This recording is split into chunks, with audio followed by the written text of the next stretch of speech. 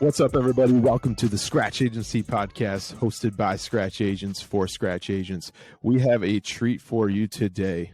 Sean, how are you doing today before we get into the episode? Man, things are great. We had some technical errors there to start off the episode, but, we're getting there. We fought through it just like we do in the insurance world. So here we are. That's right. Here we are. I'm doing fantastic. I picked up pickup hockey recently again. So my body is paying for that on Friday mornings because that's Thursday night, but we're getting through it. So there's technical issues on the computer. There's also technical issues with my knees, but I'll get through it over here. But man, I'm excited to have our guest on today. We have Daniel Seong is joining us, and Daniel is the president and founder of Great Park Insurance. So Daniel, thank you very much for joining the Scratch Agency podcast. We know you started from scratch, so we're excited to talk about that and all things independent agency and different things. So thanks for joining us. How are you? Yeah.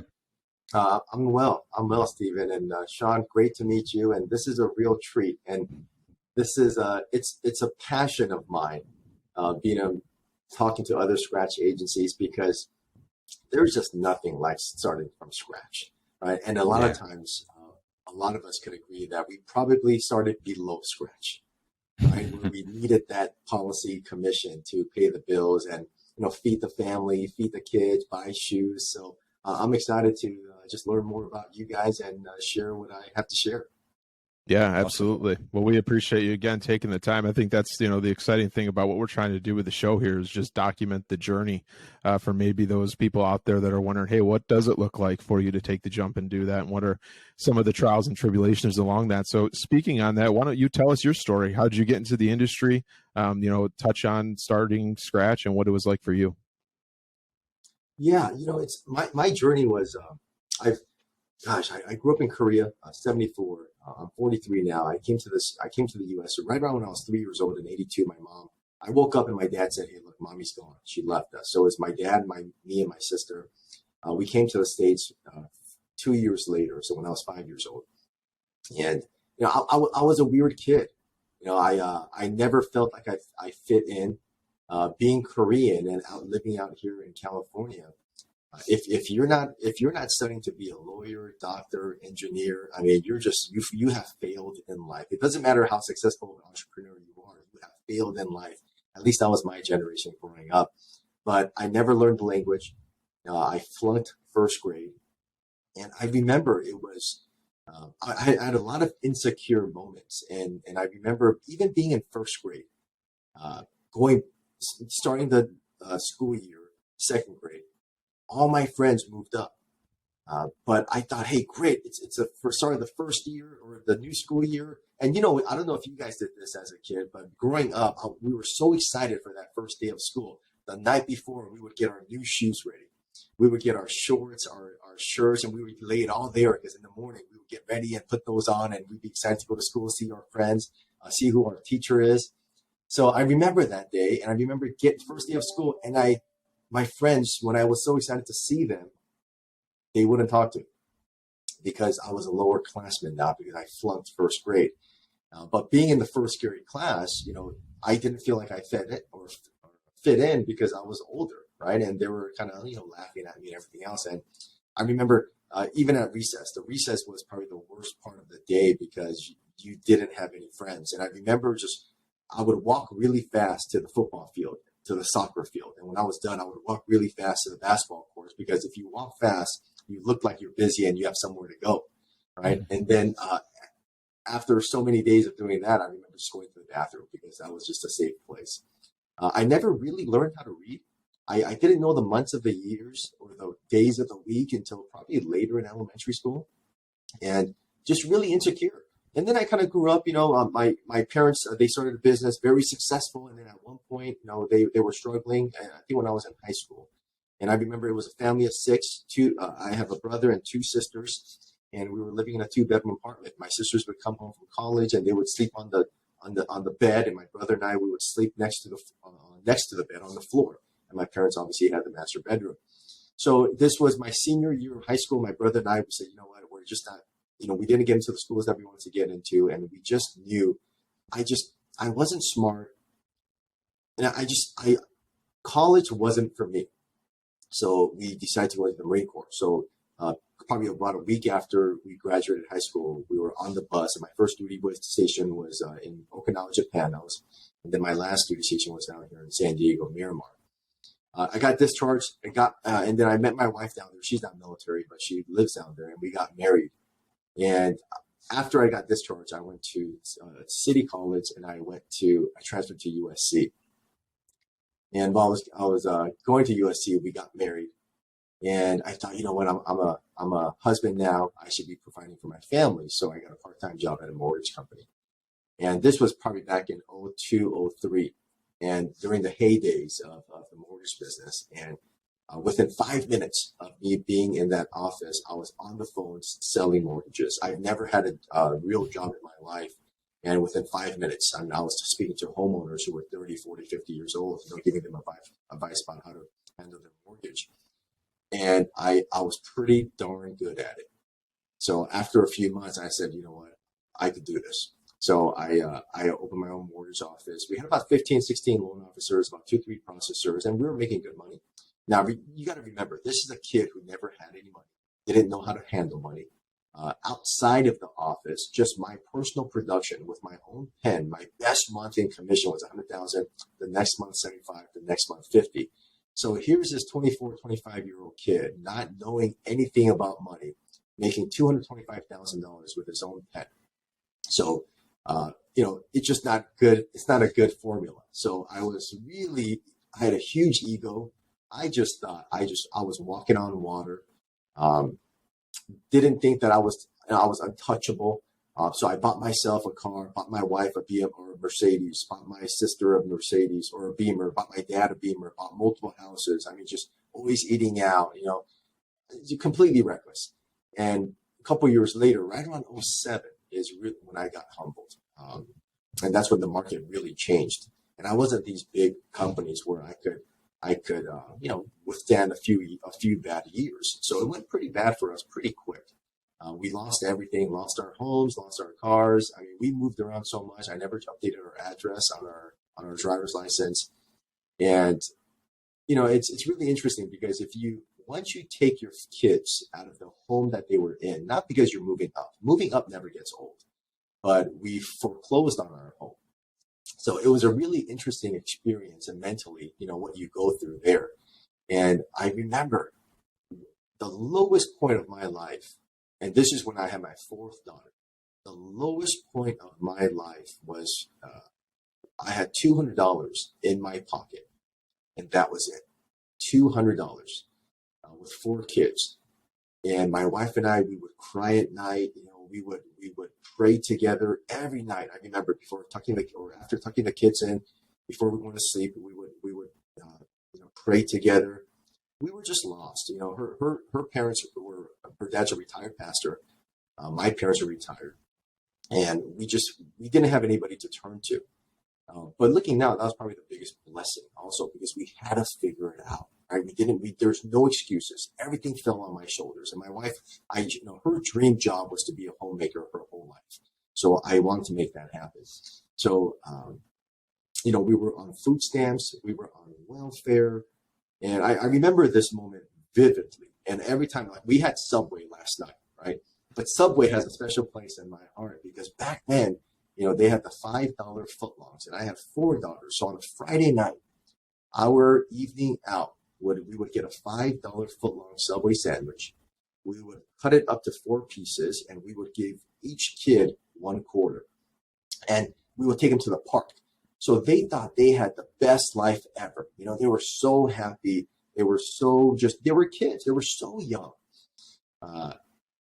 But for us, it was a real hard time. And this was one defining moment for me that changed my life forever. And I always go back to this, right? I think the most important person in your life, it's not your business partner. It's definitely not your kids. It's not your parents. It's your spouse. They are the most important person in your life. And I think we forget this a lot of times, because here in Orange County, the divorce rate is 70%, which is so disappointing, and it's so sad. But, when I asked Christina to marry me, I promised her that I would give her everything, her dream life. I promised her that I would take care of her forever, no matter what happens. I promised her, and I gave her my word. And sometimes I sit back and during those tough times, I was, you know, I really thought, man, I'm worth more dead than alive. And I went through so many low moments, and I thought I was letting her down. But she never complained once about money. She never made me feel bad. She said, we're gonna get through this. So, and I remember this one point so vividly. She comes home from the grocery store. I'm home with the kids, and she tells me, hey, I saw Julie, or I saw Michelle. I saw a friend in line. I said, okay. I said, oh gosh, because now she's paying with food stamps. And out here they have a program called WIC, and I forget what it stands for, but it's WIC. And I'm thinking right away, I thought, please tell me you didn't buy groceries with food stamps. And she says, well, of course I did. I brought the food home, and of course, I'm there to buy groceries. I said, and I got so upset with her because the friend saw her pay the groceries with food stamps, and it was an ego thing, right? Now my friends are going to know that I can't provide for my family. We're struggling. And I didn't talk to her for about a week. And then she probably internally thought it was so silly. But being who she is, she comes back to me after about a week later, and she says, honey, why would I ever be embarrassed about where we are or the situation that we're in? Why would I be embarrassed about doing what we have to do to feed the kids? And she said, this is not who we are or where we're staying. This is something that we're going through. And that hit me like a box of bricks. I said, holy cow. I said, you have that much faith in me? You have that much belief in me? And from then on, everything changed. I said, no more feeling sorry for myself. No more crying. I'm going to make this happen. So that's when I got into insurance. And I didn't know a single soul in insurance, but I researched it. And I thought, you know what, this seems to be exactly what I'm looking for. Because in mortgages, you make a lot of money and you might not make any money. It was great, but it just wasn't what I wanted. I wanted stability. I wanted control. I wanted predictability, right? But now that we have 4 kids. So I found a local agency and I said, hey, look, I don't need a salary. Now, again, see, I'm betting on myself, right? I don't need a salary. I don't need anything from you. I just need access. So I would work insurance during the day. I would work insurance from 9 o'clock to about 5 o'clock. And around 6 o'clock, I would get home, but I would have dinner and I would play with the kids from 6 to 8 p.m. And then from 8 p.m. to 10 p.m. for 2 hours, I would go lay down and take a nap. Because at 10 p.m., my wife would wake me up and I would have to drive to my graveyard shift. And from 11 p.m. to 7:30 a.m., I was working at a home alarm company. So if your alarm goes off in the middle of the night, you get a dispatch call. So I was that person. So I had a graveyard shift. 7:30, I would get off. I would get home around 8:30, 9 o'clock. I would go home, take a shower, eat breakfast, and then go build the PNC book. My first 5 years in the business, I took 7 days off, and 5 of those days were for Christmas. My wife would go home with 5 kids. And at this point, we have 5 kids. And, she would, a lot of people at church would think she's a single mom because I was just never there. I missed a lot of birthday parties. I missed a lot of Christmas parties, a lot of Friday night outings. But, I was okay with that because I was completely focused on what I had to do. I was tunnel vision, right? And I'm probably just like you guys. Once I set my mind to something, and, for the longest time, I was a football player playing on a basketball court, and my cleats just didn't get traction on it, right? But this was my football field. I said, holy cow. Just get the hell out of my way and let me run, right? And that's exactly what I did. So after about 5-6 years, we got out of it, and we're able to we don't have the amazing life, right? We're not wealthy by any means, but now we can afford a little bit more than a Subway sandwich. So it's life is good, man.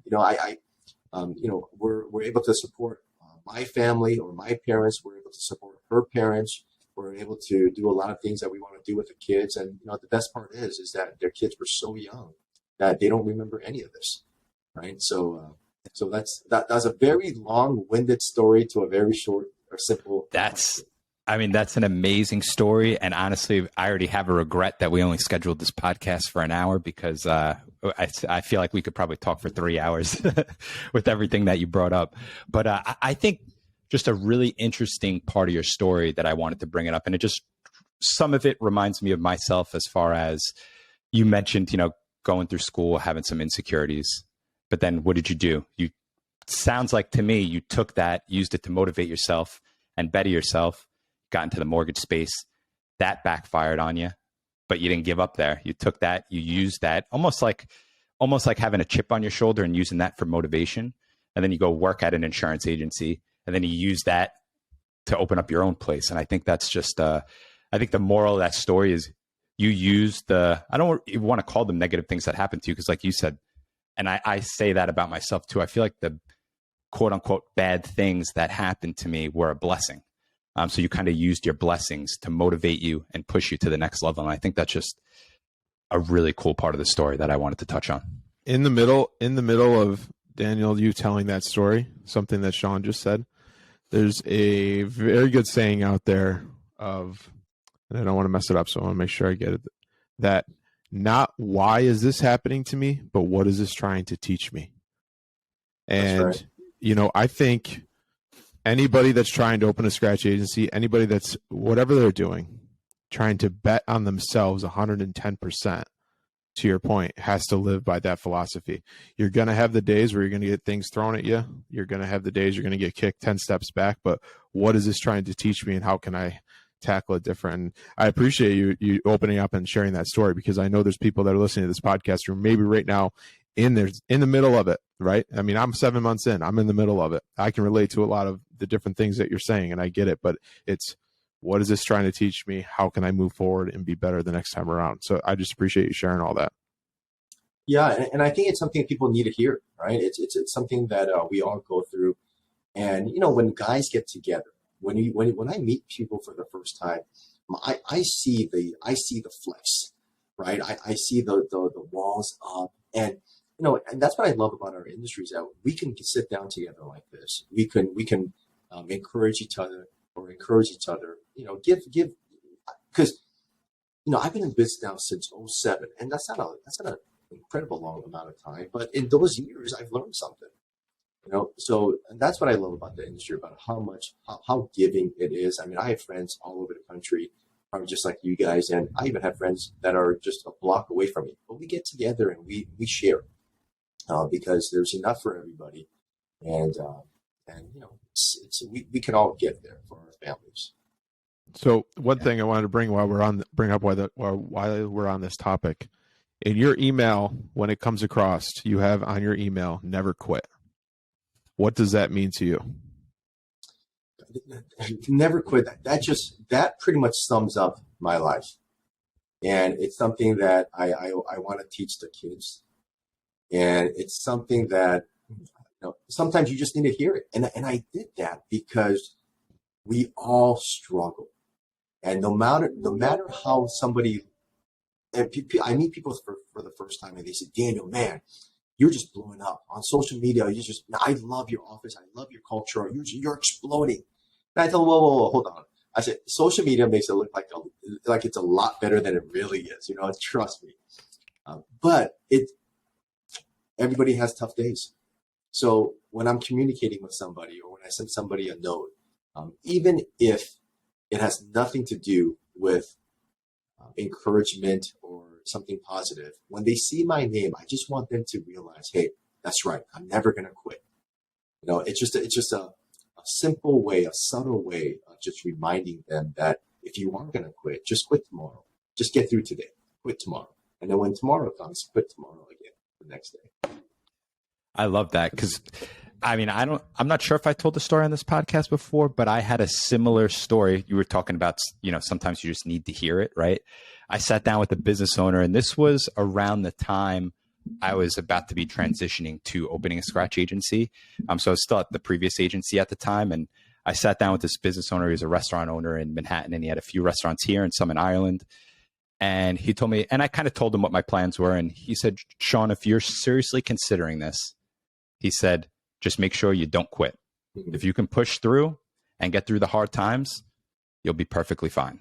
And he didn't say anything crazy, enlightening, a long speech. It was literally just don't quit. And for some reason that just added on to the motivation that I had. And I found it to be super helpful. So I love that's in your email. I think that's an awesome point. Well, and also I think it just goes to show people, hey, to be successful, you do not have to be extraordinarily smart or unique. I mean, gosh. And once people get to know me, I always tell them, hey, look, you're going to be disappointed because I am never the smartest person. Right? It's very obvious.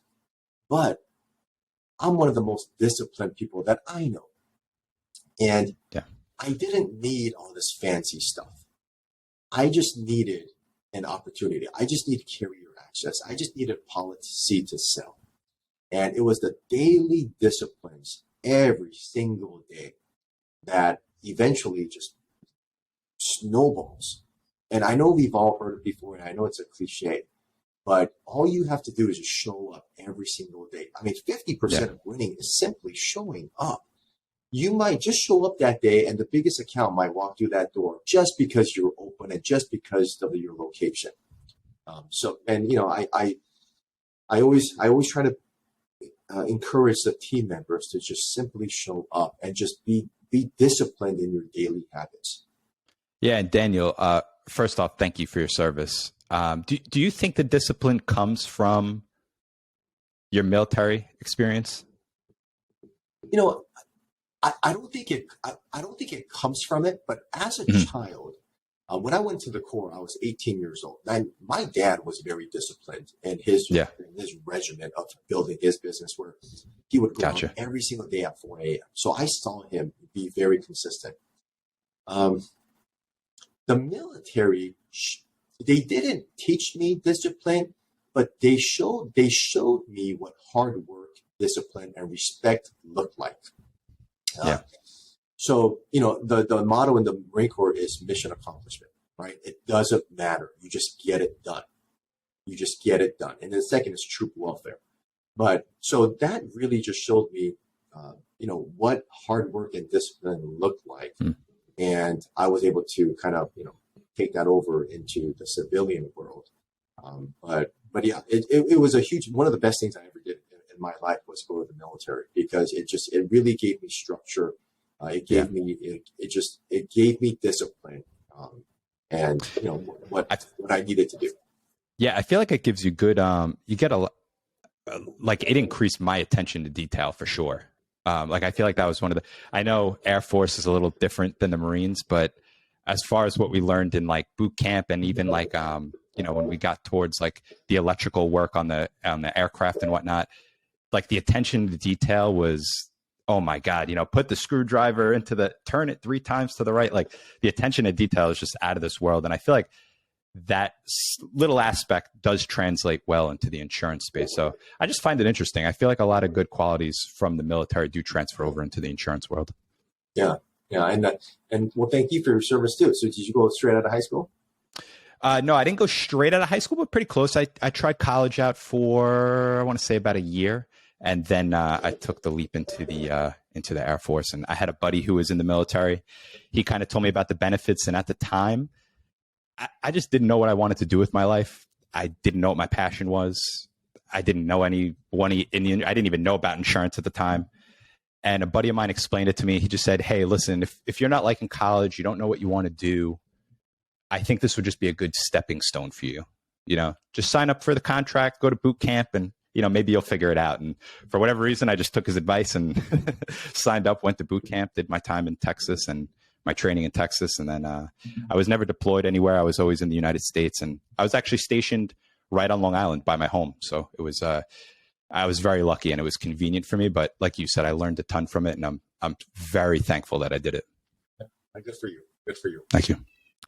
Now, Daniel, going back in time to those days of the long, long hours, missing the birthday parties, all of that reflecting, what was your favorite part of the scratch agency journey process? You know, what if you could look back and, man, I missed this, or this taught me a lot. Like, what was that, you know, the favorite part for you of it?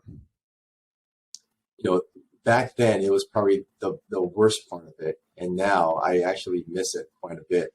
You know, because I had about at one point I had 2 jobs during the day and the graveyard shift. So when I didn't work graveyard, or when it was my night off, I would get up at 3 a.m. to quote policies because I couldn't quote it during the day because I was at my other job.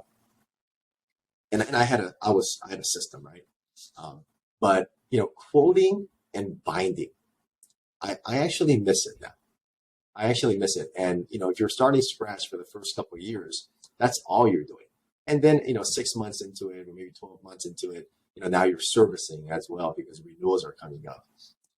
About 3 years ago, I finally stepped away from quoting and binding, where I can really focus on, you know, working on the business versus in the business. And when that first happened, for about 90 days, I came into the office, and I remember I was looking around thinking, what in the world do I do? I was very lost because for so many years, every day I would come into the office. I knew exactly. I had about 4 or 5 packages to quote, and boom, boom, boom, boom. And then, you know, in the late morning or afternoon, I was waiting to hear back from them. You know, once get on the phone with them, start answering questions about, you know, getting their credit card information and just doing all that. So, that's what I missed the most. And you know, if there's anybody listening to this and they're in it right now, number one, it's not forever. It will pass. I would tell people to just simply enjoy the process, but create processes and procedures, because I think that's very big. It took me probably about 7 years for me to hire my first team member. So working that other job, I had a book size about just under 3 million that I was servicing. And I think I didn't have a marketing budget, and I still don't. We don't market, but when I started building a team that year, I averaged 55,000 in premium monthly, new business. But you know, we're mainly personal lines at that point, so it wasn't a lot of big policies. It was auto, home, earthquake, umbrella. I mean, just, you know, pounding those out. So we did about 55,000, and still servicing a book, and still working another full-time job. So you can always do more. A lot of people think, oh man, you know, I can't service this $1 million book. It's just too much. BS. That's when you start feeling sorry for yourself. That's when you think, oh man, I deserve something. I deserve a teammate. I deserve time off. You don't deserve anything. You know, get your butt and just work. You can always work harder. You can always be a better dad, a better wife, a better husband. You can always do more. So I encourage people not to get out of the foxhole too early. And I get it, you know, hire a team member right away so you feel like, you know, you have to produce to make money. And well, for me, it wasn't. You know, I had to make an X amount of money just to break even every month because we had 5 kids. So, and it's all different for everybody. I get it. But, you know, enjoy the process and keep expenses very low. And you can always do a lot more than what you think. Yeah. Daniel, what's your team look like now? Like how big of a team do you have, if you don't mind me asking? Yeah, so we're not big. We have 9 team members. Okay. And we have risk managers that specifically do commercial, specifically do personal lines. We have a couple of VAs, but we have 9 team members. You know, about 3 years ago, we were about 95% personal lines, 5% commercial. 3 years ago, we made an intentional focus to really grow the commercial book. So since then, 50% of our new business premium has been commercial. So now I would say we're probably about 70-30. Okay, So very cool. And so I figure if we can go from 95 to 70, I really want to get to that 60-40 point. Yeah. But if we can get there, we could probably go 40% personal lines, 60% commercial. Yeah. So talk to us about that process of going from the one-man band to your first employee to your second employee, and how, you know, maybe things that you learned, if you're looking back at it, things that you would do differently. I mean, right now, it's just me, myself, and I. I tell everybody, it's just me, myself, and I. All 3 of us are arguing with each other every day, but we're getting by, right? And then Sean's got a VA. He's got a producer. So talk to us about what that was like when you hired that first employee. You know, what type of employee was? What was it like with the second one, and maybe some things you learned throughout that process? What I learned was, and here's the biggest thing. When you feel as if you have the perfect person, the perfect team in place, and you're going to grow with this team, and they're your friends, and you guys have such a great relationship, they're never going to leave, they're not going to backstab you, things are never going to change. Remember this: the team that you finish with is not going to be the team that you started with, and that's okay. And that's okay. You have to look at it as a business from your standpoint. Now, of course, love your people. And I tell everybody, my team is the reason why I look so good, right? I don't do anything. And that really is a true statement. I'm not trying to be humble. I'm not trying to be anything else, but I don't have any client interaction anymore. I completely stepped away. So anything that happens is because of the team. As a leader, you have to highlight the team, but also you have to take the blame. So, take the time to train. I'm not a very good trainer. I don't like it. I don't like following up. I don't like meetings. So having a team with that transition was really difficult for me because I could do it. And when I'm trying to explain something to somebody, I move 5 steps ahead. But I just get frustrated because they don't understand step 2 and 3. So I just stay patient and just, grow slowly. Because as a scratch agency, and if you don't have an injection of, capital, you don't have the funds. So just hire one team member at a time. And that's the way I did it. And, at one point we had about 15, 16 people because I thought that's what looked good. I thought that's what, that it was my ego. Right. But I mean, shoot, once COVID happened and a few things, we found out we can do more with less. So we do have a really good, strong team now. Do you guys use any VAs? We do. Now we use them more so. They're not client facing or they don't work on quotes. We use them. They're more of our developers that work with our automation. And now you touched on it a few times, and I've heard you talk about it on some other shows as well about stepping away from the quoting and binding, and you don't have any client interaction. Talk about that process. I think some people fear of doing that. Some people are trying to get there as soon as possible. Talk about that process and maybe some challenges or things you face for that. Yeah, and there's a lot of successful people that are out there still in it. They love quoting, binding, they love the client interaction, and kudos to them because I actually think that's very respectable. But also, I just I wanted to be an agency owner. I didn't want to be in the trenches, and really, I wanted to be a business owner, right? So I saw it always as an opportunity to kind of have a lifestyle where I don't have to pick up the phone or answer really questions, or I wanted the team to handle all that. So it was pretty difficult in the beginning because I ran my business through my cell phone, and everybody had my cell phone number. So they would contact me quite a bit. And in fact, I went to the extreme, and this is going to give people some heartache here, but I canceled my cell phone number at one point. So they didn't have any access, and they had to call the office. So I went all in on this. And it took about 12 months for them to really get used to it. But once you put that hard stop there, and even the team knows, look, I know you're yelling at me and you want to talk to Daniel. He is not going to talk to you. He is not available. He is out of town. And I could simply answer your billing question. Right. Or I can send you your deck page. Daniel isn't available to send you your deck page. Now, again, 99% of our policies was small policies. They're not the middle market or big commercial accounts. Yeah. So that was very easy. But once I made that decision, I didn't look back. Yeah, 12 months. I mean, that's making me nervous because I know eventually one day I'll have to phase out of the producing role in some aspect, right? So I do try to. That's stuff I'm thinking about now, whether it's just, as simple as setting up training videos for VAs or customer service reps that we're going to bring on eventually. But I do wonder about that process. When you initially went through it, did you lose some business from it? I can't specifically tell you yes or no, but guaranteed. I gotcha. Yeah. Guaranteed. And you are. And that's something that you accept. Yeah, you got to be okay with it. Yeah. A lot more good than bad. Because that makes sense. Video coding with our automation and with our social proof, I mean, the team just, they took off with it.